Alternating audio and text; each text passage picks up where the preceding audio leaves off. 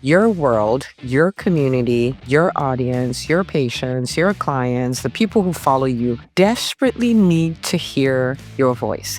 And you may be shying away from being on YouTube because you have a gazillion questions about showing up on YouTube, how to get over the nerves, how to never run out of content, questions about possible liability, and on and on and on. And I am here to answer all those questions so you can go put your voice and your face out there.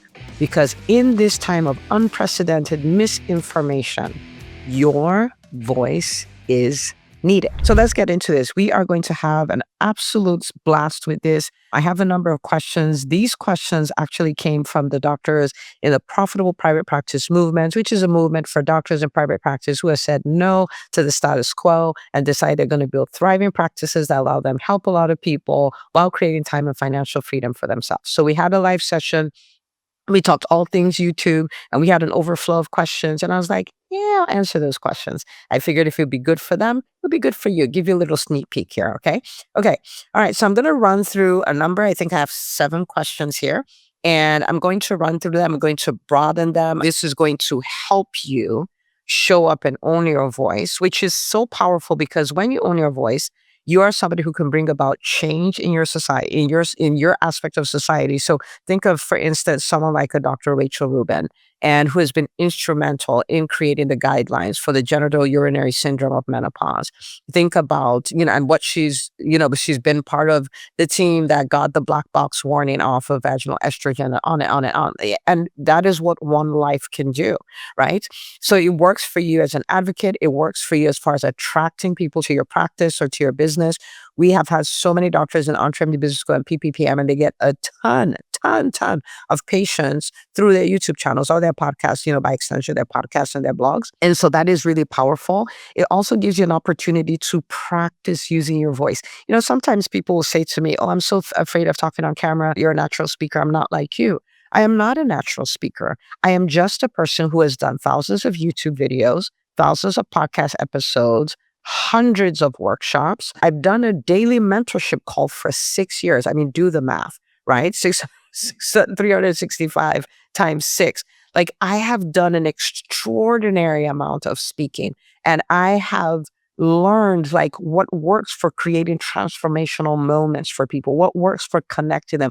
How do I need to explain things in such a way that people are not just inspired, they're taking action, and all of that. Like, these are things that a lot of reps are required for, right? And so this gives you an opportunity to do the reps, because no matter how great something you're doing is, it ultimately becomes a stepping stone for what's next. So you dominating on stage, well, you have your YouTube channel to practice all of those things on. You owning a new message, you have your YouTube channel to practice on. So while it's helping people and growing your business, it's also helping you become version 2.0 that's now going to be able to do even more. Right. And so it's a win-win-win-win-win situation. Like, I am a firm believer, every physician entrepreneur should have an HQ. That's what we call it, your headquarters, where people come and they can binge on your stuff. That could be YouTube, that could be a podcast, that could be a blog. So we're talking long form content. We are not talking social media, right? And you'll see why in a second. I think one of the questions, I'll be able to go a little deeper in that. But this is something you want to seriously consider, even if you feel that you cannot be great at it, because nobody's born great at anything. You become great. You become good, right? Okay, so let's get into this.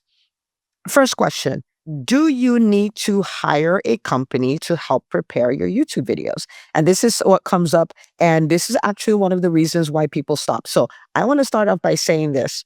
I would rather you started a YouTube channel, recorded it on your phone, didn't do like, when I say didn't do editing, because you can do pretty good editing on like Descript and stuff. You can remove you can do all of those things. But what I mean is no high level editing with B-rolls and all of those things.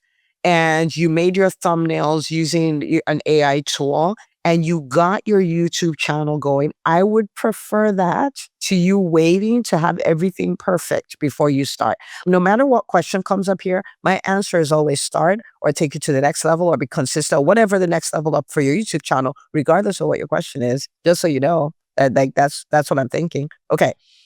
So do you need to hire a company to help prepare your YouTube videos? And the answer to that is yes and no. Okay. Yes and no.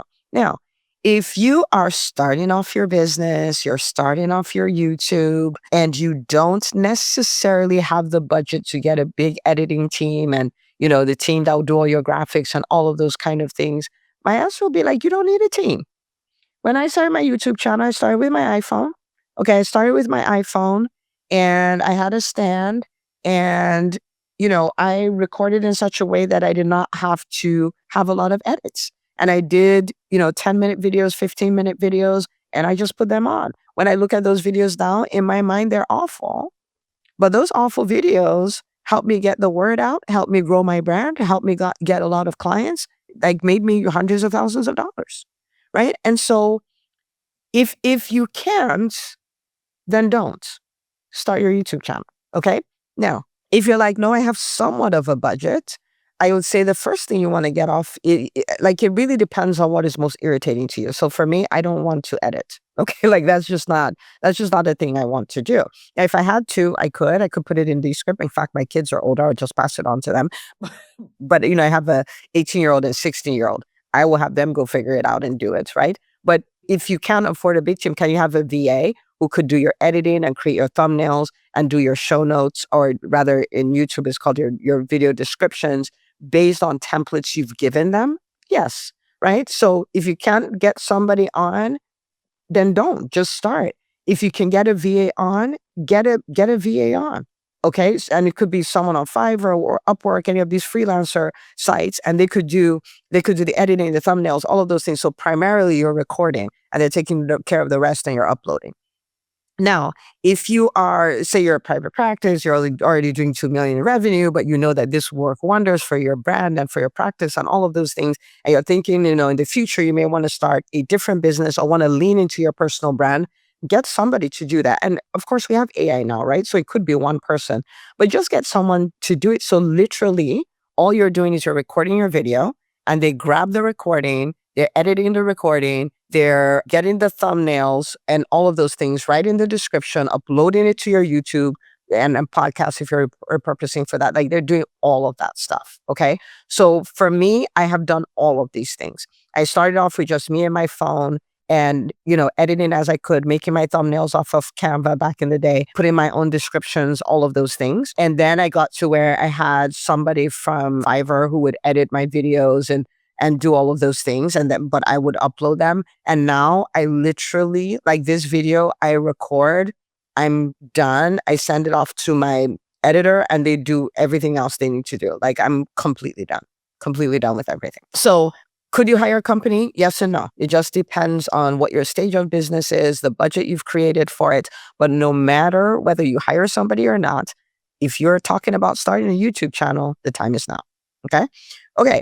Number 2, is it better to have your YouTube channel under your business name or your personal name? Both have been done. People have used their business names. For instance, EntreMD used to be EntreMD, now is Dr. Una / EntreMD, but EntreMD used to be EntreMD. If you go to Harvard, for instance, Harvard is Harvard. It's not necessarily a personal brand, if you will. And they're businesses that have used their business name, but they are the minority, right? And that is because people follow people, people buy from people, people know, like, and trust people. And the businesses that front a personal brand typically have more of a following than those that front a business. People don't necessarily follow businesses, they follow people. And so I would say you probably are okay using your name, right?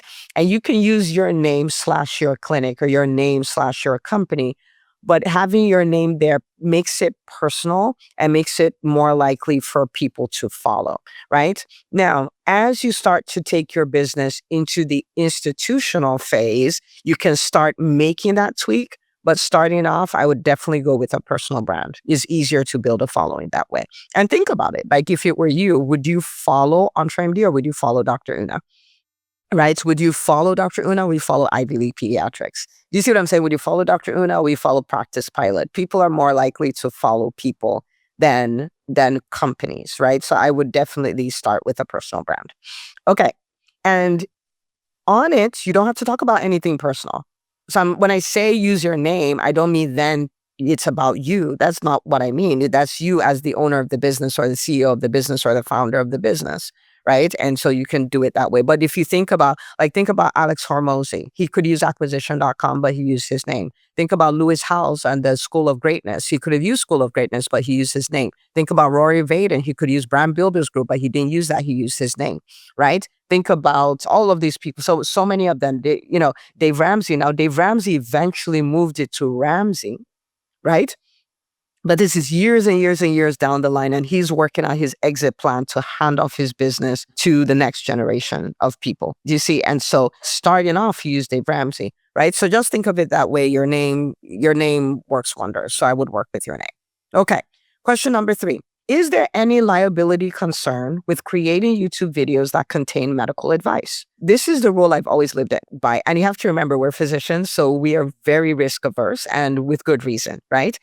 Now, so the way I've thought about it is WebMD, for instance, will put out a lot of information about illnesses and the plant, how the people would work them up, and how, the symptoms of the disease and the treatment and all of those kind of things.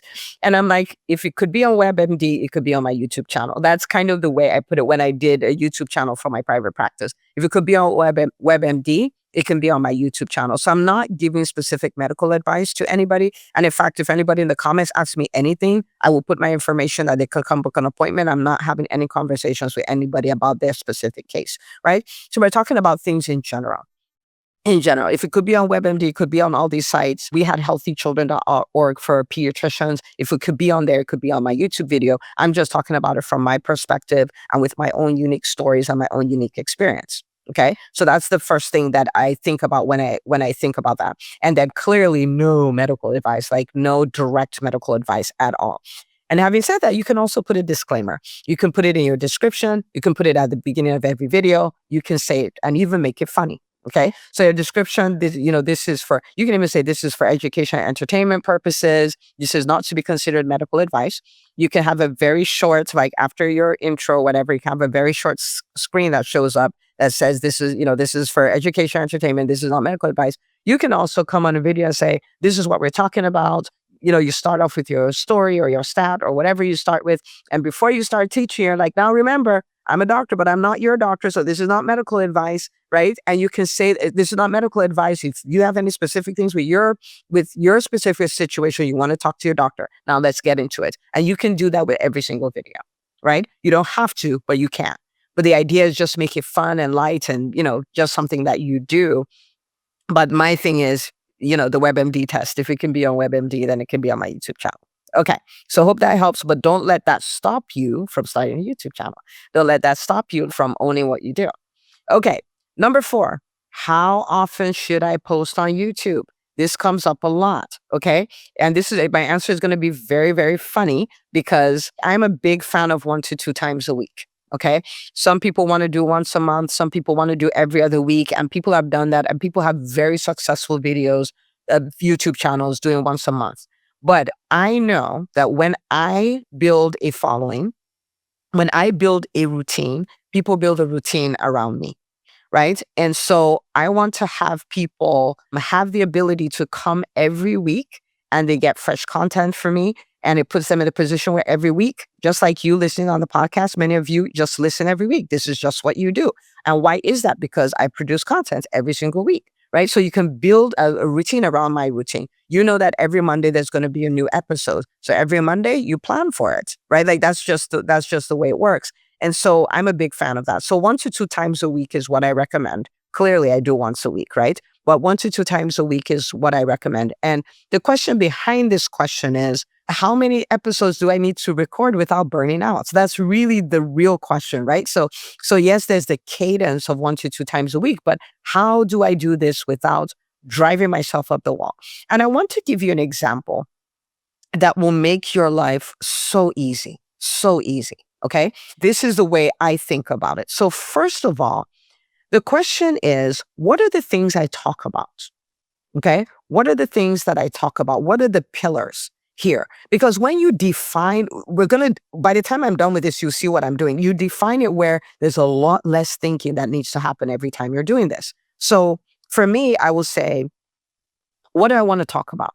Okay. So for me on the EntreMD podcast, I am talking about entrepreneurship.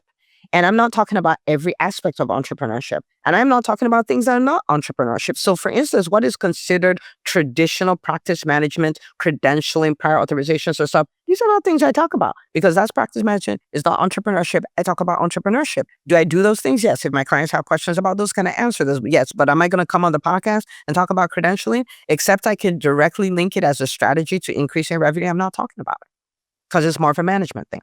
Okay, so I'm talking about entrepreneurship. What are the pillars I talk about? For me, I have 4 pillars. I talk about all things that take you from being a physician to a physician entrepreneur. So those are things like mindset, managing your time, setting goals, all of those things. I talk about things around building a number 1 brand. Things like building your HQ, building your newsletter, what your message needs to be, how to communicate said message, how to speak, all of those things.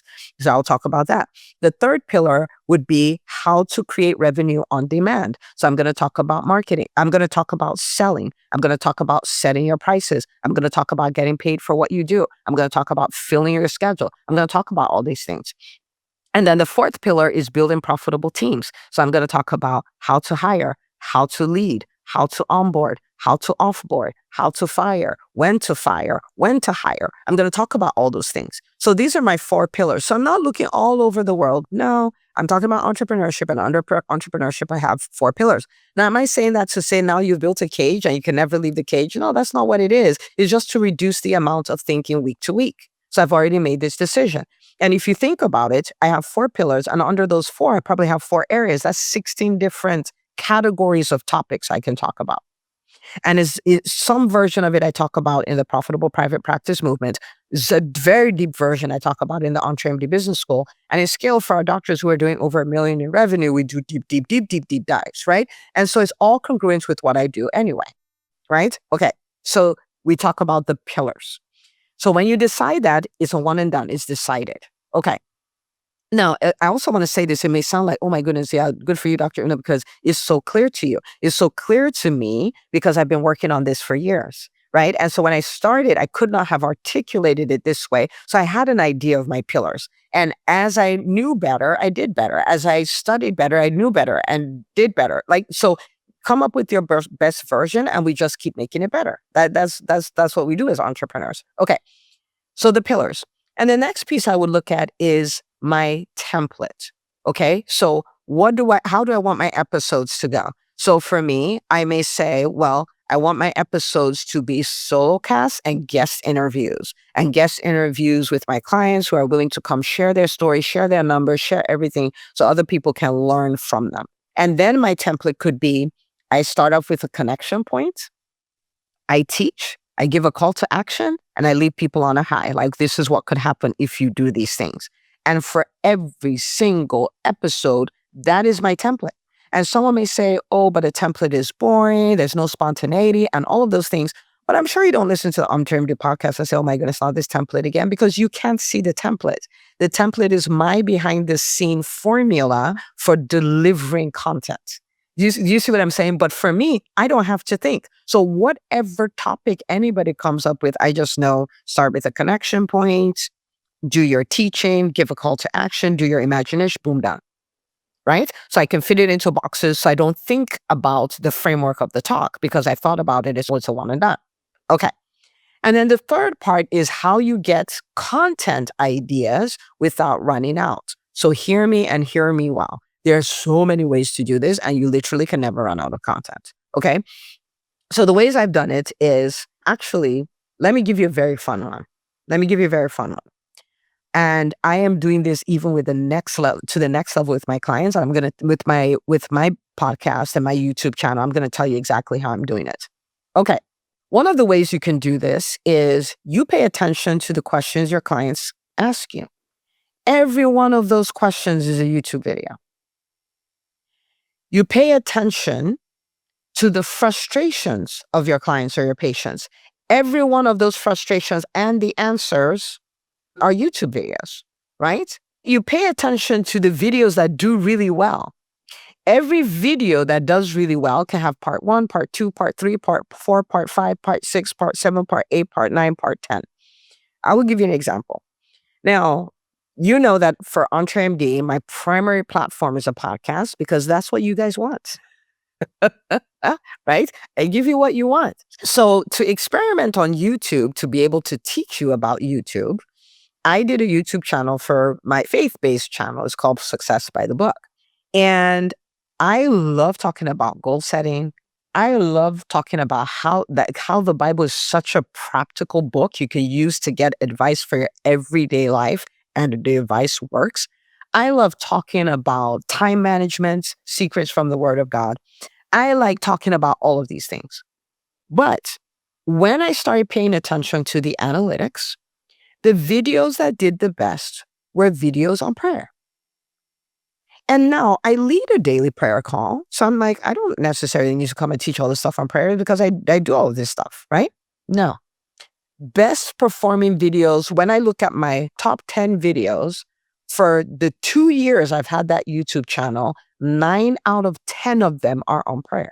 So I would talk about all the things I want to talk about, but the videos that were taking off were the videos on prayer. So what do you think I did? I came at 20 different angles to talk about the same thing. I'm not repeating myself. I actually did one yesterday and people are like, oh my goodness. And I'll tell you how interesting this was. I had done a video on 5 reasons to pray every day, 5 benefits of praying every day. And I did that, I want to say November of 2024. So it's been a minute. And that is a video that went viral. I think now we're at 220,000 views on that. And then I did another one yesterday on 10 benefits of praying every day. And in less than 18 hours, we already had 2,000 views, 750 watch hours, just crazy, right? And someone may say, but I've done this video before. They need to hear it again. They need to hear from a different perspective. You've changed. The stories you've had to change. Your interpretation, your manner of delivery has changed. It's all changed. So you can do like one topic and come at it from 30 different angles. I literally have in my notes like 20 different titles on prayer that I haven't done yet, not even once. Because I'm like, I mean, this is what is resonating for them. What am I going to do? Right? So pay attention to the questions people ask you, pay attention to the myths your people believe, pay attention to what they really like, and come at it from many different angles. So if it works, do part 2, part 3, part 4, part 5, drag it until it just is what it is. Okay? Okay. So again, keep a running list, determine your template, determine your pillars. So every week you're not thinking. Right? So for instance, these are questions that people asked me in the profitable private practice movement. Like these were overflow questions. And I literally had my team put the questions together. I put the questions in front of me and I'm answering them. And this is going to be a very helpful YouTube video that's going to help so many doctors embrace YouTube, cure the misinformation, have a lot of impact, grow their businesses. Going to be amazing. Right? Okay. All right, number 5. Number 5, should I do YouTube Shorts or long form content? Okay, for the purpose of an HQ, so being your headquarters, HQ that works as a full-time employee, the answer to that is long form, and is long form, so not YouTube Shorts. Now, can you do YouTube Shorts for discoverability and all? Yeah, sure. But as far as the thing you're doing that is serving as a full-time employee in your business, it would be long form. So let me explain why this is. Now, if we are doing videos for the sake of likes and shares and good feelings and views and stuff like that, you can do shorts. You get a lot more views on shorts than you would on a long form video, right? It done right. Okay. But that's not the purpose. Okay. The purpose is impact and profits, right? We want to help people in a profitable way. And we want our YouTube channel to be something that helps us help people in a profitable way. Okay. Now, there is a rule called the 7-11-4 rule. Okay. And what that means is people require, on average, 7 hours of content consumption, 11 interactions on 4 different platforms for them to say yes to you. Okay. 7 hours of content consumption, 11 interactions, 11 different interactions, and 4 platforms for them to say yes. So they can become your patient, they become your client. Okay. Now, if you have, like on my YouTube channel, I have a lot of 1 hour videos. Okay. Because when I go live for an hour. It's just kind of the muscle I've built. Okay. What that means, if someone watches seven videos, they're already at 7 hours. Okay. If they watch my 30-minute videos, then they will watch 14 videos and they're already at 7 hours. If they're watching a 1-minute short, how many videos would they have to watch to hit 7 hours? Do you see? And so if you're looking for your own Netflix, you're looking for your own bingeable point, you don't necessarily want it to be short form. You want it to be long form. You want to give people results from your content where they're like, oh my goodness, if I got this from their free stuff, what would I get if I work with them? Right? You want to do that. So you want them to have mindset shifts. You want to overcome objections with your content. You want to do all of these things. So by the time they're like, okay, I'm ready, they're ready. And so it is almost impossible to do that with shorts, right? Because of how short it is. I'm not saying you can't. I'm not saying you can't get a client from a short, but we're not talking about the exception. We're talking about the rule. Okay. So I'm a big fan for long form content. And for me, I would say anywhere from 7 minutes all the way to an hour to 2 hours, 3 hours, whatever it is that you want to do. Okay. And let me give you a little secret here. You can even do this, right? Where you can take a topic. I'm going to do this on my YouTube channel as well. You can take a topic, right? Let me say febrile seizures. I'm a pediatrician. Okay. So let me say febrile seizures.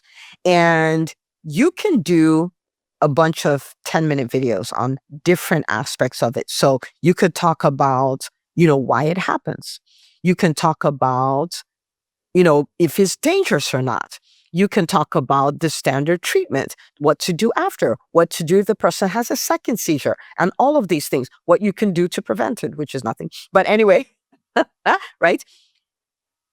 And you can then have your VA weave all of those 10-minute videos together. So maybe you end up with an hour and a half, maybe you end up with 10 videos, and then you can name it like all your questions on febrile seizures answered, the ultimate guide on febrile seizures, right? And so you've had the benefit of weekly content, then you have the benefit of having these ultimate guides. It's something that I'm going to start doing a lot more of. So I can decide, okay, if I needed so much about febrile seizures, what are the 7 things or 10 things or 12 things? 1, 2, 3, 4, 5, 6, 7, 8, 9, 10. Those 10 things become 10 videos. And then I weave it in as one video, and that becomes the ultimate guide. And you can get a lot of watch hours and long form from that without needing to record long form stuff. Okay. This is so good. Like if you were mind blown, you literally need to, don't pause it, but you need to just go to your social media platform, Facebook, Instagram, whichever, and send me a DM and say, oh my goodness, Dr. Una, this video on YouTube just blew my mind. Right? Okay. So you can do that. So you don't feel the need to do all these long ones. But a mom whose kid had a febrile seizure, trust me, she wants to watch that whole hour. You see what I'm saying? Okay. All right. So that's for that piece, long form or short form. Then someone said, I have over 100 short live streams recorded over the years. Can I repurpose them? So the answer is yes and no. Okay. Now, so we don't want to repurpose for repurposing's sake. We want to think about where we are now.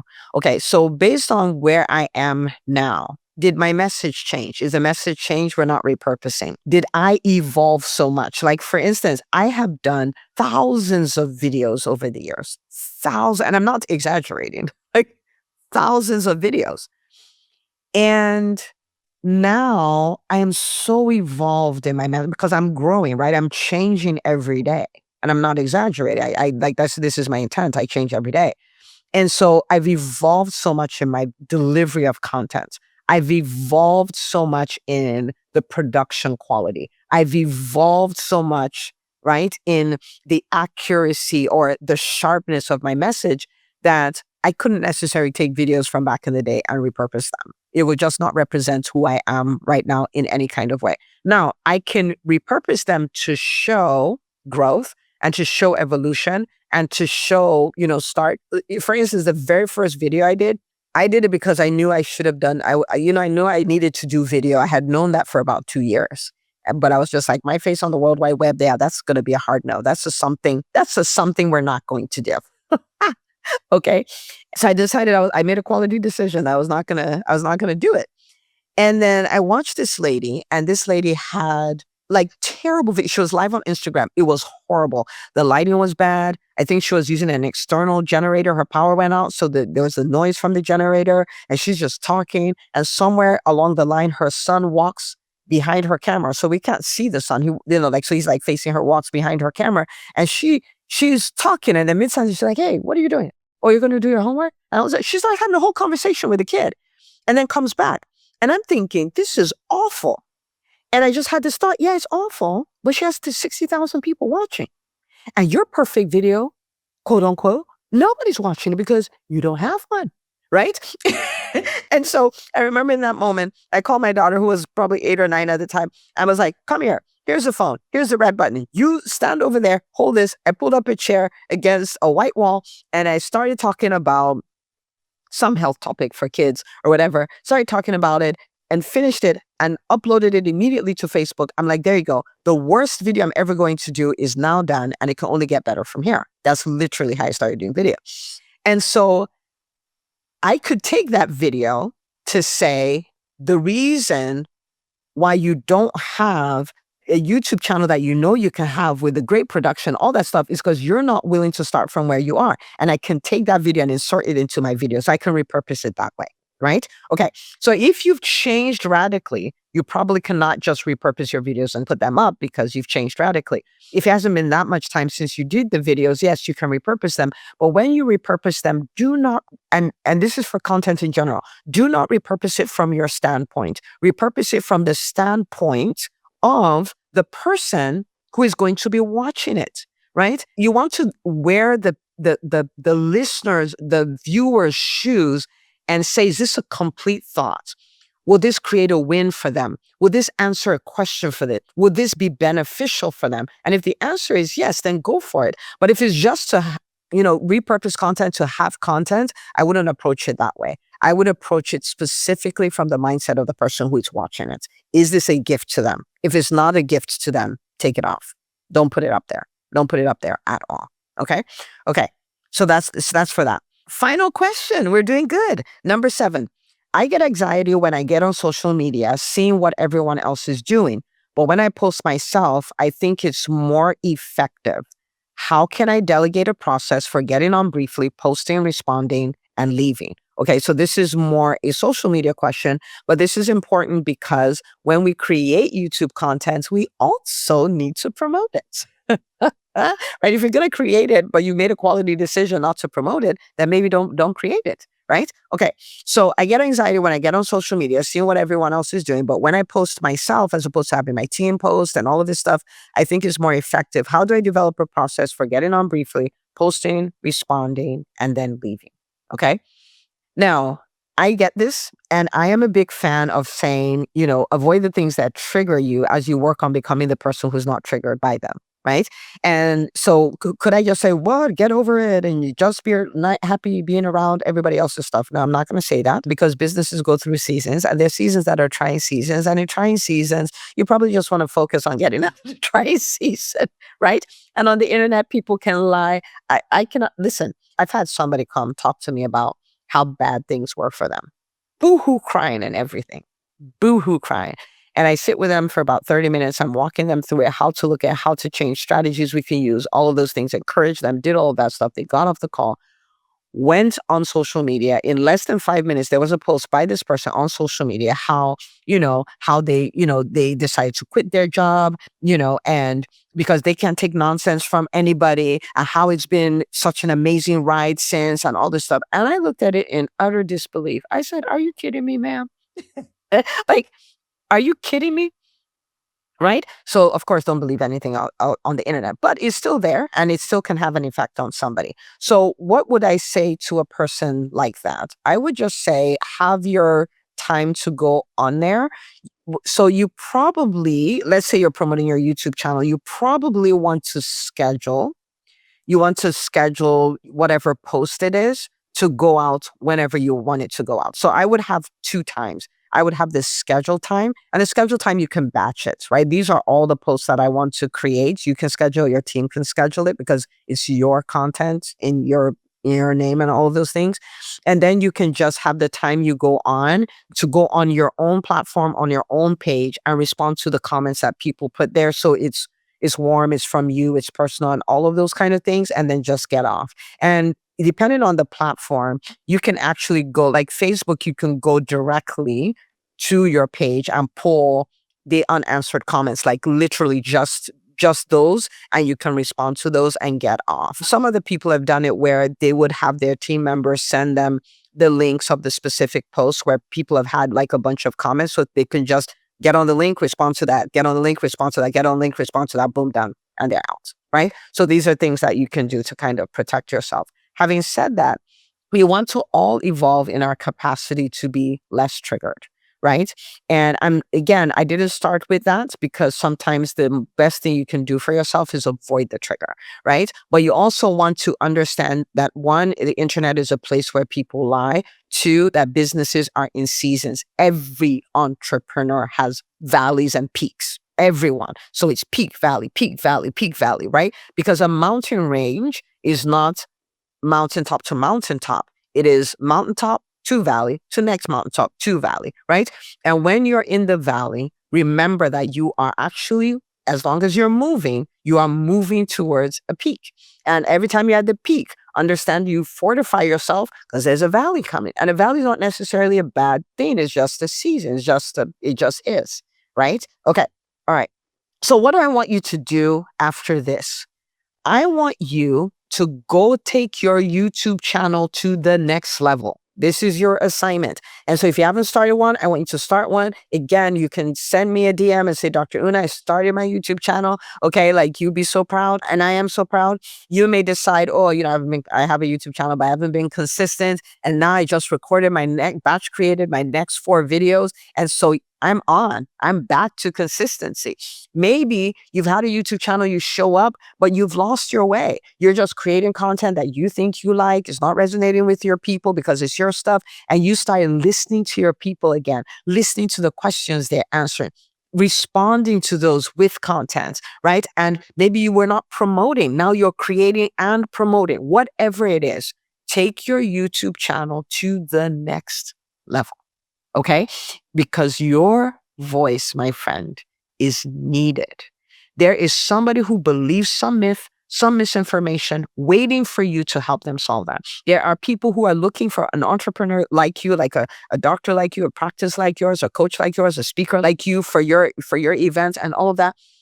They have no clue you exist because you're not there. There are people who would work with you. They've seen your website, but they do need to binge for 7 hours and you have nothing for them to binge. Now you're going to be the person who does all of these things.